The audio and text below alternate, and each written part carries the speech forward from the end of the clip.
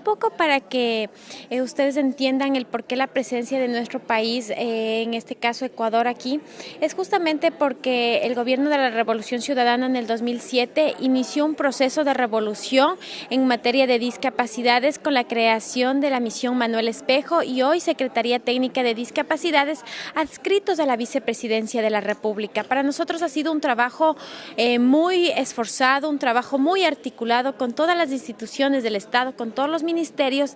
Es por eso que nosotros felicitamos hoy a Aruba, felicitamos a todos los miembros del CARICOM, porque es importante el trabajo que se puede hacer en beneficio de las personas con discapacidad como política pública. En este mes de mayo ya se va a firmar ya formalmente un convenio internacional que se llamará Uruguay sin Barreras. Es una misión que la van a realizar en el país y nos parece plausible que también se lo pueda hacer e iniciar aquí en Aruba.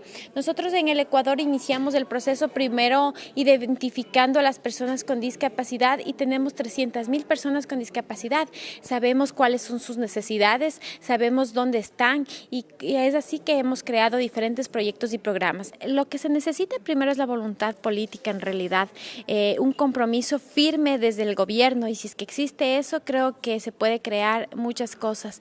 Nosotros empezamos en el 2007, vamos alrededor ya de 7 años trabajando con la misión Manuel Espejo, con la Secretaría Técnica de Discapacidades. Hemos iniciado primero desde un proceso de asistencialismo donde no solo ubicamos a las personas con discapacidad, sino les entregamos ayudas técnicas, sillas de ruedas, bastones, les entregamos un bono que se llama Joaquín Gallegos Laras, que ha permitido, es una entrega de $240 mensuales para una familia de una persona con discapacidad, que le permite poderse apoyar porque principalmente la discapacidad es una cuestión que necesita mucho recurso económico. Pero el mayor consejo que les podemos dar desde el Ecuador es que se piense que la discapacidad no solo es un tema de salud, la educación también es importante, la inclusión, el tema laboral, es decir, la educación es un eje, la discapacidad es un eje transversal que tiene que ir trabajado de la mano de todos los ministerios. No se lo puede hacer desde un solo enfoque, no solo se lo puede hacer desde un solo punto de vista, sino más bien transversal.